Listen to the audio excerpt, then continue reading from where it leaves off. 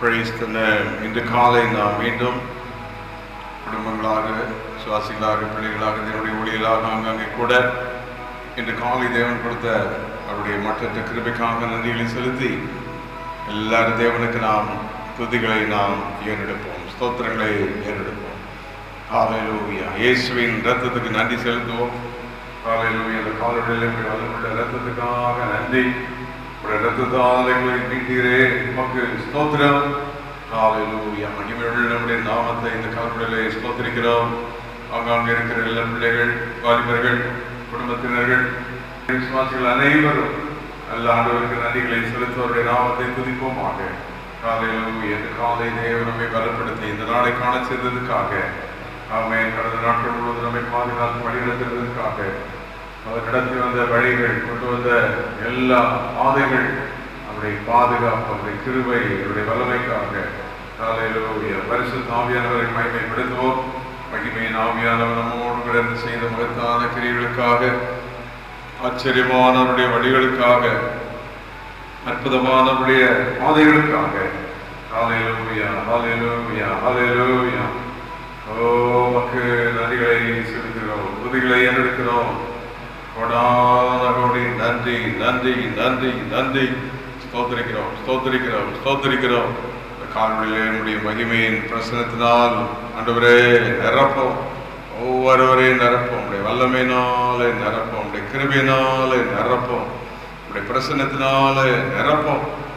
எங்கள் பாடல்கள், வசனங்கள், துதிகள், ஸ்தோத்திரங்கள் எல்லாவற்றையும் இந்த காலையிலே ஆசீர்வதித்தருளும். இயேசுவின் நாமத்தில் பிதாவே. பாடலை பாடி கர்த்தருடைய வசனத்தை தியானித்து இந்த காலை நாம் ஜெபிக்க போகிறோம். எங்கள் தலைவனே, அன்பு இயேசுவே, எங்கள் செல்லும் எங்கள் இயேசு ராஜனே என்று எல்லா ஆண்டவரை மகிமைப்படுத்துவோமாக. அன்பு இயேசுவே, எங்கள் முன்னே செல்லும் நல்ல இயேசு ராஜனே, எங்கள் தலைவனே, அன்பு இயேசுவே, எங்கள் தலைவன் ஆண்டவரே, எங்கள் முன்னே செல்லும் நல்ல இயேசு ராஜனே, தடைகள் நீக்கிடும், தடைகளை நீக்கும், வழியை காட்டிடும், எங்கள் மத்தியில் இறங்கி வந்திடோ, எங்கள் மத்தியில் காலைகள் வாழ்ந்திடோ. ஓசனா, ஓசனா, ஓசனா, தாவீது மைந்தனுக்கு ஓசனா. ஆரம்பிப்போம்.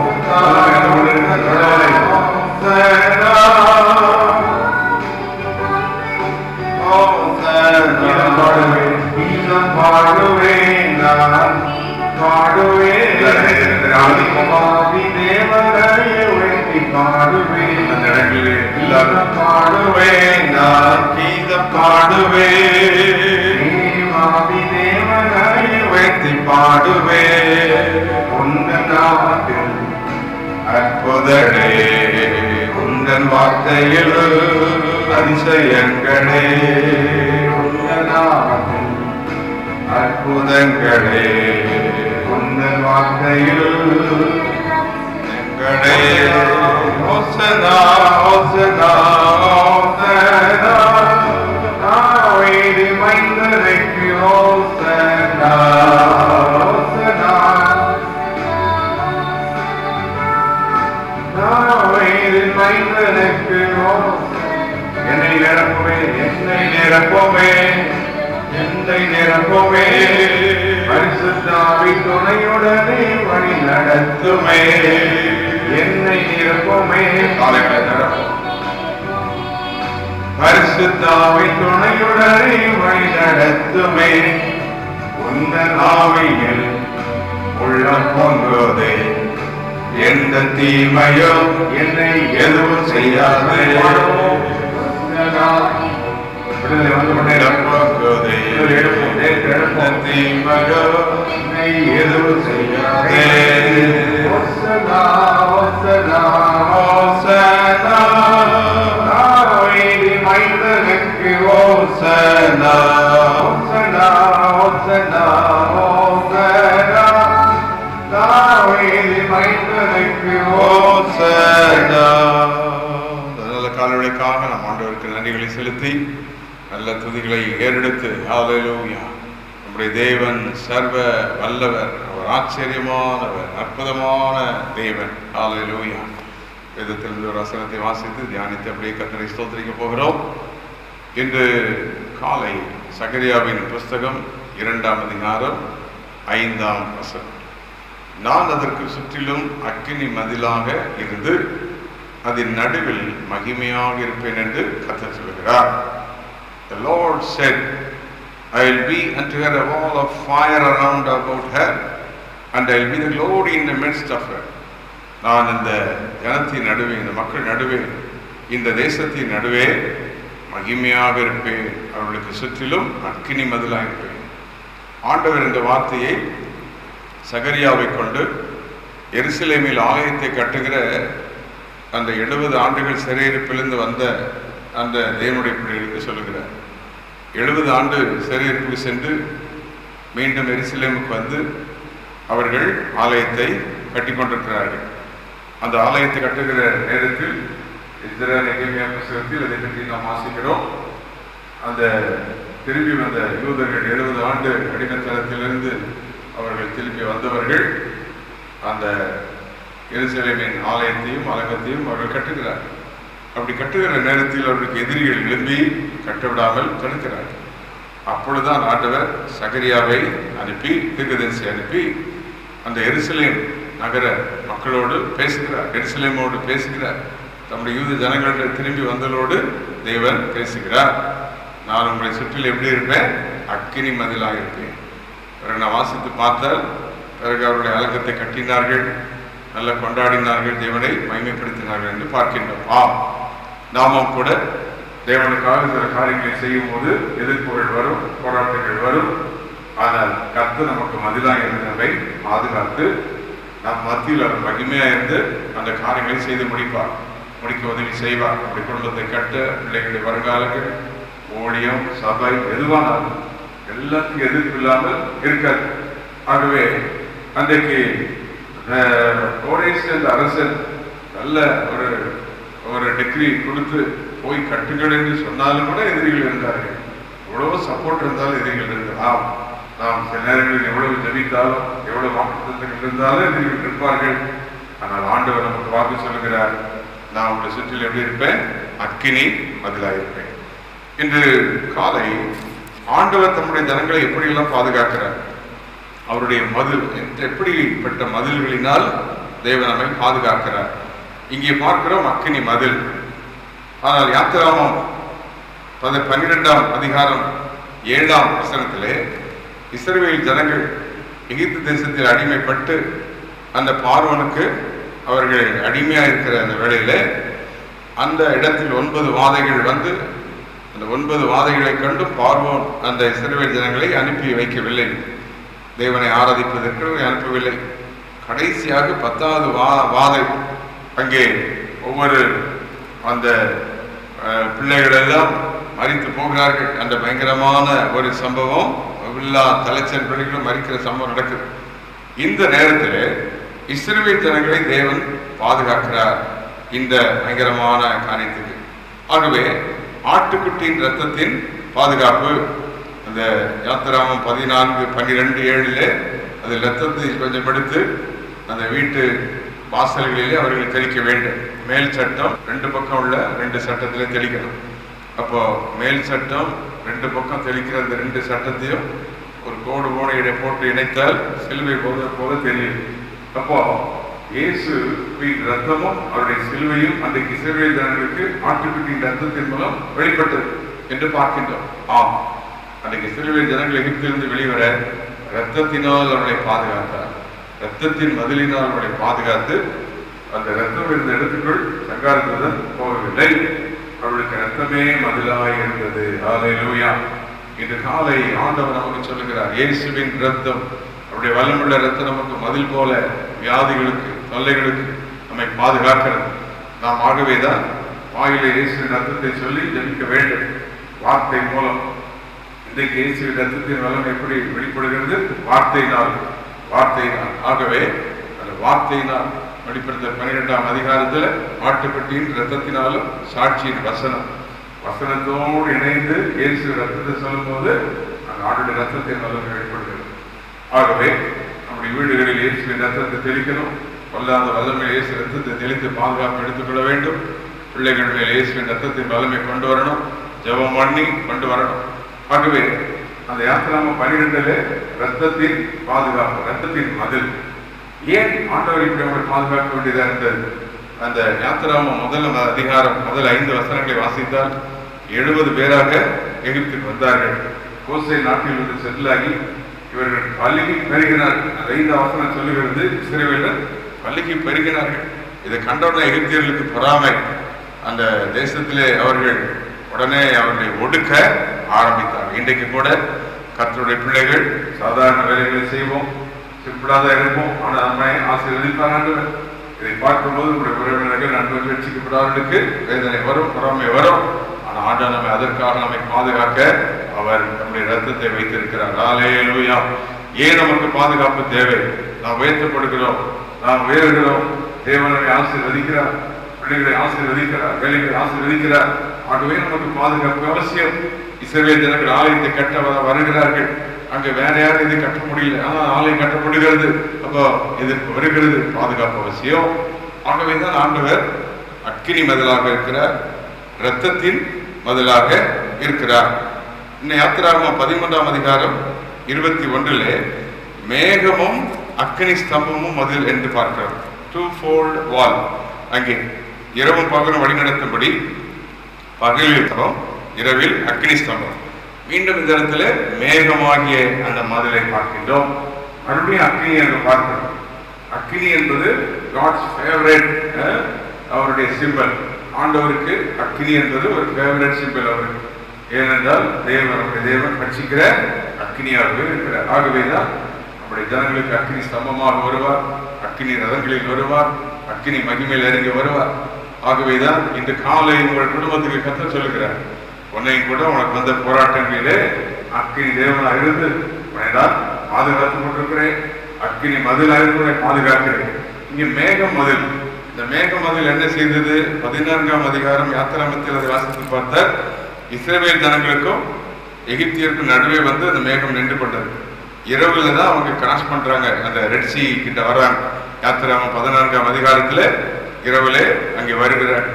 இரவுல ஒரு பக்கம் இருக்கு. அப்போ அப்படி இருக்கும்போது இஸ்ரவேல் ஜனங்களுக்கு மட்டும் அந்த அக்கினி வெளிச்சம் இருக்குது, பின்னால் அந்த பார்வோனுக்கு மேகம் தான் இருக்குது. இப்படி தன்னுடைய ஜனங்களை பாதுகாத்தார். இஸ்ரவேல் ஜனங்களை பார்வோன் அடிமைப்படுத்தி கொடுமைப்படுத்தி அவருடைய என்னதோ அழிக்க பார்த்தார்.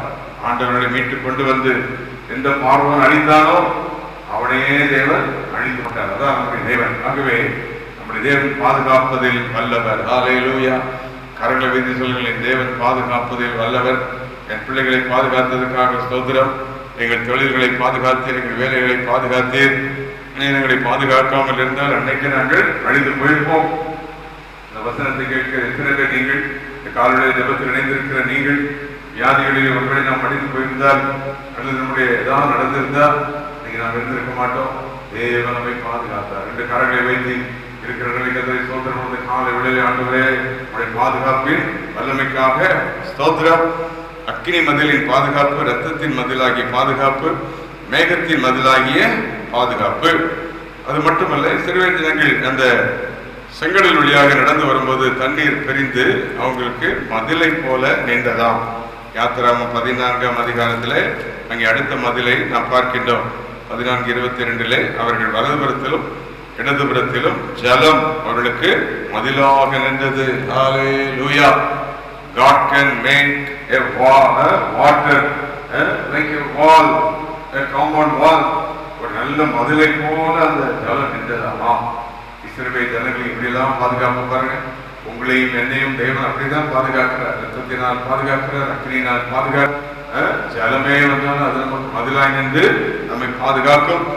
ஆகவே இங்கே ஆட்டுக்குட்டியின் ரத்தத்தின் அந்த பாதுகாப்பு, மேகத்தின் அந்த மதிலின் பாதுகாப்பு, அக்கினி மதிலின் பாதுகாப்பு, தண்ணீரின் மதிலின் பாதுகாப்பு.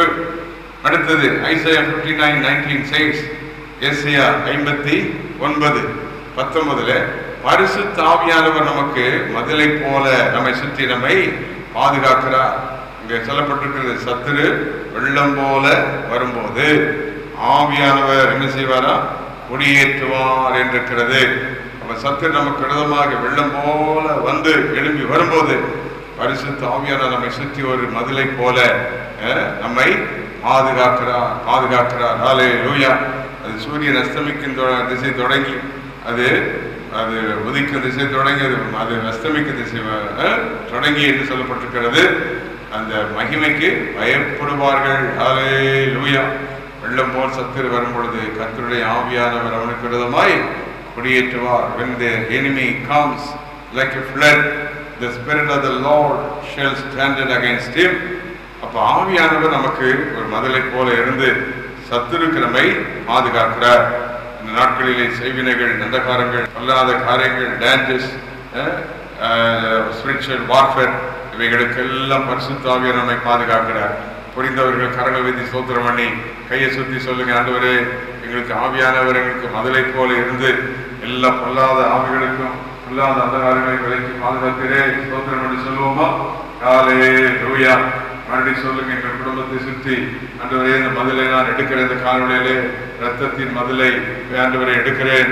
மேகத்தின் மதில் எங்கள் குடும்பம், எங்கள் ஊழியம், என்னுடைய பிள்ளைகள் எல்லாவற்றிலும் அந்த மேகத்தின் மதில், அக்கினி மதில் இருப்பதாக, அந்த தண்ணீரின் மதில் இருப்பதாக, பரிசுத்த ஆவியானவரின் மதில் இருப்பதாக எங்களை வெயில் எடுத்து பாதுகாக்கிறவரே. அடுத்தபடியாக நீதிமொழிகள் 18:10 The name of the Lord is like a tower, like a wall. கர்த்தருடைய நாமம் பலத்த துருகம், நீதிமான் அதற்குள் ஓடி சுகமாயிருப்பான். ஆண்டவருடைய நாமம், நாம் பாடி துதிக்கிறவருடைய நாமம், நாம் பேசுகிறவருடைய நாமம், நாம் சொல்லுகிற இயேசு என்ற நாமம் நம்மை சுற்றி ஒரு அரணை போல நம்மை பாதுகாக்கிறது. புரிந்தவர்கள் கர்த்தருக்கு நன்றி செலுத்துங்கள். ஹல்லேலூயா. ஆண்டவருடைய நாமத்தை நீங்கள் உயர்த்த அவருடைய நாமம் உங்களுக்கு பாதுகாப்பாக இருக்கிறது. தேவனுடைய நாமம் நம்முடைய பிள்ளைகளுக்கு பாதுகாப்பு. தேவனுடைய நாமம் நம்முடைய சபைக்கு, தேவனுடைய பிள்ளைகளுக்கு பாதுகாப்பு. அதனால கர்த்தருடைய நாமத்தை மகிமைப்படுத்திக் கொண்டே இருக்கிறோம். பாடலினால், துதியினால் அவருடைய நாமத்தை மகிமைப்படுத்த கர்த்தருடைய நாமம் நமக்கு பாதுகாப்பு. பிறகு கர்த்தருடைய வார்த்தையின் பாதுகாப்பு. God's word is like a wall around us, it protects us. சங்கீதம் 121 அங்கே ஆண்டவர் நம்மை எப்படி போகும்போது வரும்போது நம்மை கர்த்தர் பாதுகாக்கிறார் என்று நாம் அங்கே பார்க்கிறோம். இந்த கர்த்தருடைய வார்த்தை நமக்கு இருக்கு. நம்முடைய போக்கிலும் வரத்திலும் பிரயாணங்களிலும் தேவன் நமக்கு ஒரு மதிலை போல நமக்காக நின்று நம்மை அவர் பாதுகாக்கிறார். கர்த்தருடைய எல்லா தீங்குக்கும் விலக்கி காப்பார், ஆத்மாவை காப்பார், போக்கையும் வரத்தையும் இது முதற்கொண்டு என்னென்னைக்கும் காப்பார். ஆமென். He will preserve you, he will keep you. அப்போ தேவன் நம்மை சுற்றி ஒரு மதிலை போல இருந்து தேவன் நம்மை பாதுகாக்கிறார். அப்போ அவருடைய வார்த்தை நமக்கு மதிலை போல இருக்கிறது. அவருடைய நாமம் நமக்கு மதிலை போல இருக்கிறது. பரிசுத்த ஆவியானவராகிய மதில் நம்மை சுற்றி இருக்கிறது. 1 சாமுவேல் 25:16 தாவீதின் மனிதர்கள் அங்கே அந்த நாபால் என்ற ஒருவனுக்கு அந்த வேலையாட்களுக்கு மதிலை போல இருந்தார்களாம்.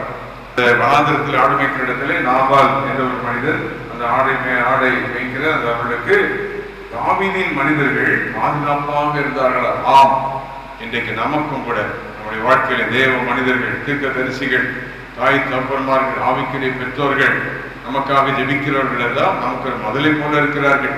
ஆகவேதான் யாரையும் தள்ளிவிடக்கூடாது.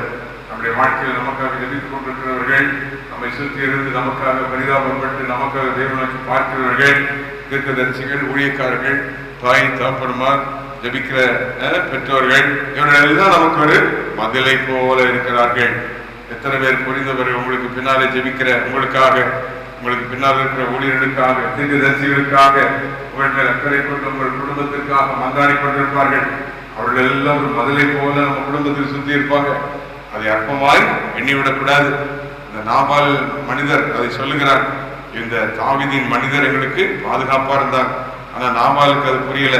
பிறகு அபிகாயில் அதை கேள்விப்பட்டு அந்த பாதுகாப்பா இருந்த அந்த தாவீதின் மனிதர்களுக்கு அவர்களுக்கு அப்பம் இல்லாத இருந்த போது அப்பத்தை கொண்டு கொடுத்து அவர்களுக்கு நன்றி சொல்லுகிறார்.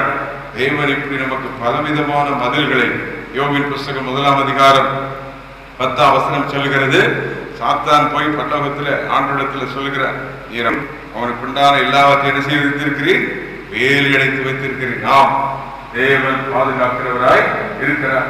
ஆனால் யோபின் புஸ்தகத்தில் நாம் கற்றுக்கொள்ள வேண்டிய ஒன்று, தேவன் நம்மை பாதுகாத்து வைத்திருந்தாலும் சத்துரு நம்ம கண்ணாகவே இருக்கிறார். சில நேரங்களில் சத்துரு நம்ம கண்ணா இருக்கிற அப்படின்னா சத்துரு போய் கம்ப்ளைண்ட் பண்ணுவான், விரோதமா எழுப்புவான். ஆனா ஆண்டவர் சில நேரங்களில் சத்துருவுக்கு அனுமதி கொடுத்து சில சோதனைகளை அனுமதிப்பார். எதற்கு? விசுவாசத்தில் நாம் வல்லமா இருக்கிறோமா, தேவனை விடாமல் இருக்கிறோமா என்று நம்மை பார்ப்பார். அப்படி நாம் சோதிக்கப்பட்டால் சுத்த பொன்னாக மாறி வல்லமையாக மாறுவோம். யோபுவுக்கு வேல் அடைக்கப்பட்டிருந்தும் சாத்தான் போய் சோதிக்க ஆண்டவர் கொஞ்சம் அவனுக்கு வழி கொடுத்தார், பர்மிஷன் கொடுத்தார். அன்றைக்கு பேதுரு கூட இயேசு சொல்லுகிறார் அல்லவா, பேதுருவே சாத்தானை சுலகினால் படைக்கிறதற்கு கேட்டுக்கொண்டார். நம்முடைய வாழ்வில் விசுவாசிகள் அறிந்து கொள்ள வேண்டும், தேவனுக்கு தெரியாம எந்த பிரச்சனையும் வராது, தேவனுக்கு தெரியாம எந்த பாடுகளும் வராது. அப்ப அந்த மாதிரி நேரத்துல விசுவாசத்தை காத்துக்கொள்ள வேண்டும். நீடிய பொறுமை விசுவாசம் காத்துக்கொண்டால் யோபுவை போல இரட்டத்தனையான ஆசீர்வாதத்தை கர்த்தர் கொடுப்பார். ஹல்லேலூயா. இன்று காலை யாராவது ஒருவேளை இவ்வளவு கர்த்தருக்கு ஊழியம் செய்கிறேன், தேவனுக்காக இருந்து அந்த பாடுகள் வந்துவிட்டதே குடும்பத்தில் என்று சொல்லி யோசித்தார். கர்த்தர் சொல்லுகிறார், பொறுமையாக இருங்கள், விசுவாசமாக இருங்கள். ஆண்டவர் அனுமதித்த நேரம் கொஞ்சம் தான். சாத்தானுடைய திட்டம் வந்தும் வலிக்காது. சாத்தான் நினைத்தால் யோபுவை அப்படி அடிச்சலாம் முடியல. ஆண்டவர் மீண்டும் அவனை தொழிலிட வைத்தார், தூக்கினார். முன்னிலைமை விட பின்னிலைமை மகிமையாக மாறிவிட்டது. இதுதான் தேவனுடைய பாதுகாப்பு. புரிந்தவர்கள் கரங்களை வைத்து இந்த காலவெளியிலே இப்பொழுது ஒவ்வொரு குடும்பங்களை சுற்றி தேவனுடைய வேலி இருக்கிறது. தேவனுடைய அக்கினி வேலி, தேவனுடைய வார்த்தையின் வேலி, கர்த்தருடைய நாமம் இருக்கிறது, அவருடைய இரத்தத்தின் வேலி உங்களை சுற்றி இருக்கிறது. ஒருவேளை சாத்தான் பர்மிஷன் கேட்டு வந்து உங்களை டிஸ்டர்ப் பண்ணினால் மீண்டும் தேவன் உங்களை உயர்த்தி உயிர்ப்பிப்பான். மகிமையான காரியங்களை தேவன் செய்வார். ஹல்லேலூயா. அது மட்டுமல்ல, ஐசாயா 26:1 ரட்சிப்பாகிய மதில். இன்னைக்கு புதிய ஏற்பாட்டில் இருக்கிற விசுவாசிகளுக்கு இயேசுவின் ரத்தத்தால் மீட்கப்பட்டு ரட்சிப்பு, அந்த ரட்சிப்பு ஒரு பதில். ஆகவே ரட்சிக்கப்பட்ட தேவ ஜனமே, உனக்கு நிகரானவன் யார்? ஆண்டவரால் ரட்சிக்கப்பட்டிருக்கிறோம், ஆண்டவர் ரத்தத்தால் கழுவப்பட்டிருக்கிறோம். இயேசுவின் ரத்தனமை மீட்டிருக்கிறது. இது நமக்கு ஒரு பாதுகாப்பு. ரட்சிப்பு ஒரு மதில். புரிந்தவர்கள கரங்களை வைத்து கையை சுத்தி எல்லா மதில்களும் நம்ம வாழ்க்கையில் இருக்குது. கிளைம் பண்ணணும், ரெகக்னைஸ் பண்ணணும், ஆண்டவருக்கு நன்றி சொல்லணும். சொல்லுங்க, முதலாவது உடைய ரத்தத்தின் மதிலுக்காக ஸ்தோத்திரம், உடைய அக்கினியின் மதிலுக்காக ஸ்தோத்திரம், உடைய வார்த்தையாகிய மதில், உடைய நாமம் மதில். ஆண்டவரே, எங்களை சுற்றி ஊழியர்கள் பரிசுத்தவான்கள் வைத்திருக்கிறீர். ஜெபிக்கிற தாய்மார்கள், தகப்பன்மார்கள், ஸ்பிரிச்சுவல் ஃபாதர்ஸ் அண்ட் மதர்ஸ், ஆவிக்குரிய பெற்றோரை வைத்திருக்கிறீர். இதெல்லாம் எங்களுக்கு பாதுகாப்பாக இருக்கிறது. ஆனாலும் சத்துரு ஒரு வேளை நம்முடைய பர்மிஷன் கேட்டு உள்ள வந்தாலும் விசுவாசத்தில் நிலைத்திருந்து நாங்கள் மீண்டும் வல்லமையாக மாறுவோம். ஹல்லேலூயா. இது காலை கர்த்தர் சொல்லுகிறார், நான் உங்களுடைய சுற்றிலும் அக்கினி மதிலாக இருப்பேன், உங்கள் நடுவே மகிமையாக இருப்பேன். எந்த போராட்டங்கள் சத்துரு கொண்டு வந்து கட்டவிடாமல் இருந்தினாலும் மீண்டும் ஆண்டவர் பலப்படுத்துவார். யோபுவின் வாழ்வில் வந்தது போல வந்தாலும் மீண்டும் நம்ம உயிர்ப்பிப்பார். அன்றைக்கு இஸ்ரவேல் ஜனங்களுக்கு விரோதமாக பார்வோன் வந்து அவர்களை அழைக்க நினைத்த போதும் அவர்களை மீட்டெடுத்தார். இது போல God has his protection upon his people. தேவன் நம்முடைய ஜனங்கள் மேல் பாதுகாப்பை வைத்திருக்கிறார். புரிந்தவர்களெல்லாம் தேவனங்களை பாதுகாத்ததற்காக ஸ்தோத்திரம். இத்தனை ஆண்டுகள், இத்தனை வருடங்கள் எங்கள் குடும்பங்களை, பிள்ளைகளை பாதுகாத்தீரே, திருச்சபையை பாதுகாத்தீரே. இன்னமும் கடைசி வரைக்கும் பாதுகாக்கிற தெய்வம் நீர்தான் ஆண்டவரே. நீர் பாதுகாக்கிற வல்லமுள்ள தேவன். ஹல்லேலூயா. உடைய மகிமையான அந்த பாதுகாப்புக்காக உமக்கு நாங்கள் நன்றிகளை செலுத்துகிறோம். இந்த காலை வேளையில் ஆண்டவரே, உடைய பாதுகாப்புக்காக நன்றி. உடைய பாதுகாப்பின் அந்த வல்லமுள்ள கருத்துக்காக நன்றி. இதுவரை எங்களை பாதுகாத்தீர், இன்னமும் எங்களை பாதுகாப்பீர், இன்னமும் எங்களை வழி நடத்துவீர். ஹல்லேலூயா. இந்த காலவெளியில் ஒவ்வொரு இடங்களில் கர்த்தருடைய ஆளுகை உண்டாகிறது. கர்த்தர் சொல்லுகிறார், உன்னை நான் இதுவரை பாதுகாத்தேன், இதுவரை வழிநடத்தி கொண்டிருக்கிறேன். சத்துரு ஒருவேளை பர்மிஷன் கேட்டு உன்னை தொட நினைத்தால் நீ சோர்ந்து போகாதே, என்னுடைய பாதுகாப்பு இருக்குது. Overall protection is there. தேவனுடைய மகிமை நம்மை நிரப்பும். ஹல்லேலூயா. அக்கினி மதில், மேகமாகிய மதில், தண்ணீராகிய மதில், கர்த்தருடைய நாமமாகிய மதில், பரிசுத்த ஆவியின் மதில், கர்த்தருடைய வார்த்தையாகிய மதில், பரிசுத்தவான்கள் நம்மை சுற்றிலும் மதிலை போல ரட்சிப்பாகிய மதில். இன்று காலை இவைகளின்படி தேவன் நம்முடைய குடும்பத்தை ஆசீர்வதிப்பாராக. நம்முடைய குடும்பம், வேலைகள், தொழில்கள், ஊழியங்கள், காரியங்கள் எல்லாவற்றிலும் தேவனுடைய ஆளுகை உண்டாவதாக. ஒன்றையும் நான் இழந்து போவதில்லை, எல்லாவற்றையும் இன்று பெற்றுக்கொள்வோம். தேவனமை மகிமையாக தேவனமை மாற்றுவார். ஹல்லேலூயா. நேர கர்த்தர்களுக்கு நன்றிகளை செலுத்தி தேவனுக்கு ஸ்தோத்திரங்களை ஏறெடுப்போம். ஹல்லேலூயா. மதிலாக இருந்த எங்களை பாதுகாக்கிற தேவனே, வழிநடத்துகிற தேவனே, உமக்கு நன்றி. ஹல்லேலூயா.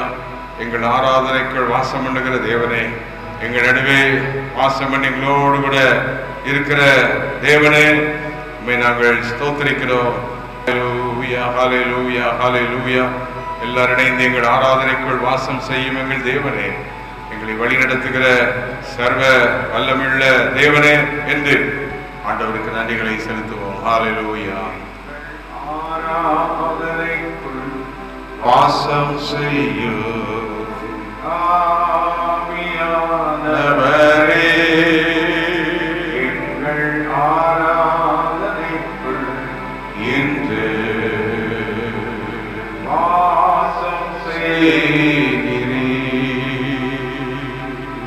அல்லேலூயா. எல்லாரும் ஆராதிப்பதற்காக ஆராதனை தேவனுடைய பாதுகாப்புக்கு நன்றி. அல்லேலூயா. நம்முடைய குடும்பங்களின் ஊழியர்களை பிள்ளைகளை பாதுகாக்க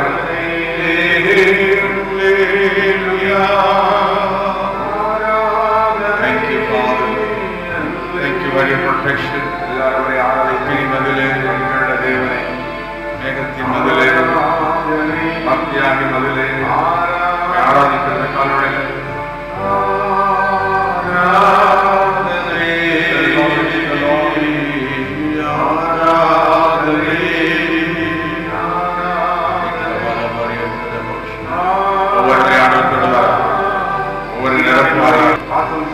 வியாதிகள் சுகமானது காரணமாக அற்புதங்கள் நடக்கட்டும். சாஸ்திரங்கள் மாறட்டும்.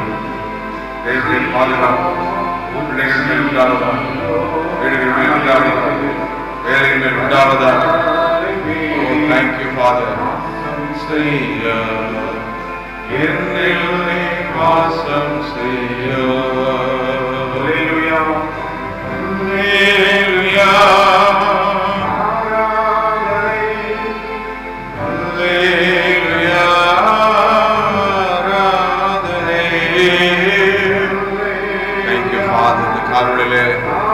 ஒவ்வொரு வீடுகளுக்கு மேலுடைய வல்லமை, குடும்பங்களுக்கு மேலுடைய, பிள்ளைகள் மேலுடைய வல்லமை, ஆலயங்கள் மேலுடைய வல்லமை, நம்முடைய பாதுகாப்பின் காலம், நம்முடைய ஆண்டவரே, அக்கினி மதில், மாத்தியின் மதில்,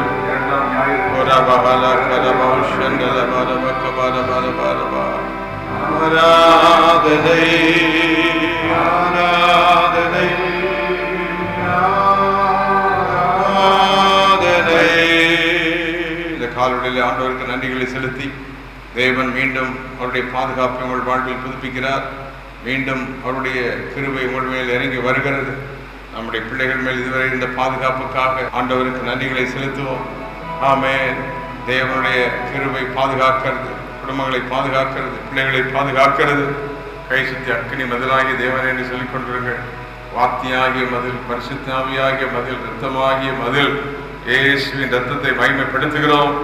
இப்படி உடைய ஜனங்களை பாதுகாத்தவரை, எங்களை இதுவரை பாதுகாத்தீர், இன்னமும் பாதுகாப்பீர், இன்னமும் எங்களை வழி நடத்துவீர். மக்கள் நாங்கள் நன்றிகளை செலுத்துகிறோம். ஹல்லேலூயா.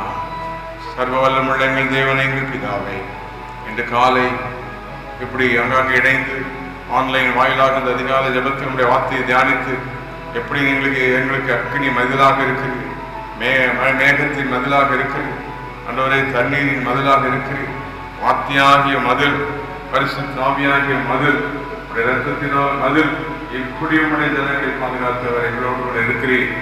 இவரை பாதுகாத்ததுக்காக நன்றி. கடந்து பாதுகாத்துக் கொள்ளும். சத்துரு என்ன திட்டம் தீட்டி குடும்பங்களை எடுக்க நினைச்சாலும் மீண்டும் எங்களை புதுப்பித்து பலப்படுத்துவீர். விசுவாசத்தில் உறுதியாக இருந்து உடைய வல்லமை பெற்றுக்கொள்ள உதவி செய்யும். ஜபத்தில் இணைந்திருக்கிற எல்லா பிள்ளைகள், குடும்பங்கள், வாலிபர்கள், சிறுவர்கள், பெரியவர்கள் எல்லாரையும் ஆசீர்வதியும். கை குழந்தைகள் கர்ப்பத்திகளை ஆசீர்வதியும். கட்டப்படுகிற வீடுகளை ஆசீர்வதி, தொழில்கள், வியாபாரங்கள், வேலைகளை ஆசீர்வதியும். இன்டர்வியூ காரியங்களை கர்த்தருடைய ஆளுகை கேட்கொண்டு இருக்கட்டும். எல்லாவற்றினுடைய மகிமை வெளிப்படுவதாக. ஜனங்களை உம்முடைய நாமத்தினால் ஆசீர்வதிக்கிறேன். இயேசு கிறிஸ்துவின் நாமத்தில் கேட்கிறோம் பிதாவே. ஆமென், ஆமென், ஆமென்.